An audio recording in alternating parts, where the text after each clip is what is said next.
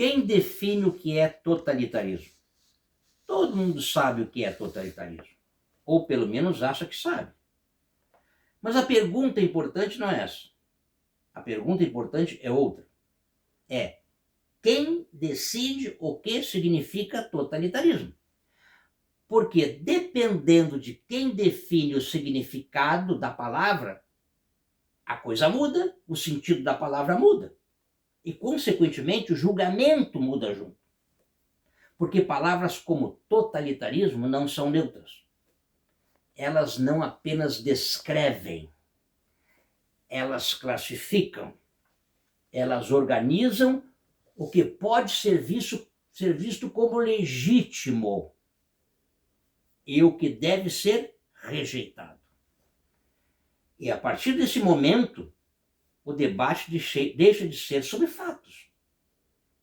Passa a ser sobre o significado das palavras. Quem controla o conceito, controla o quê? Controla a discussão. É exatamente isso que esse livro revela. O que é totalitarismo, do Zizek. Revela não como uma teoria abstrata, mas como um mecanismo real. Porque quando um conceito se torna dominante, ele passa a funcionar como filtro. E passando a funcionar como filtro, tudo que não se encaixa é altamente descartado. Automaticamente descartado. Rapidamente descartado. E aqui está o ponto mais importante. Não é sobre definir corretamente o que é totalitarismo.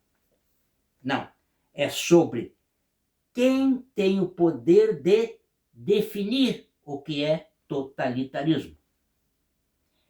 E isso muda completamente o cerne da questão. Porque não se trata mais de analisar a realidade, mas de controlar como ela pode ser interpretada. Agora observa isso fora do livro. Quantas vezes uma palavra já foi usada para encerrar uma discussão? Porque a partir do momento em que um conceito é aceito sem questionamento, ele deixa de ser uma descrição e passa a ser uma regra a ser imposta. E toda regra invisível, é a mais difícil de ser enfrentada, porque ela não aparece como regra, ela aparece como realidade, é o inverso. E quando isso acontece, o debate deixa de ser livre totalmente. Ele passa a seguir limites. E limites que ninguém percebe porque é invisível, porque a regra é invisível.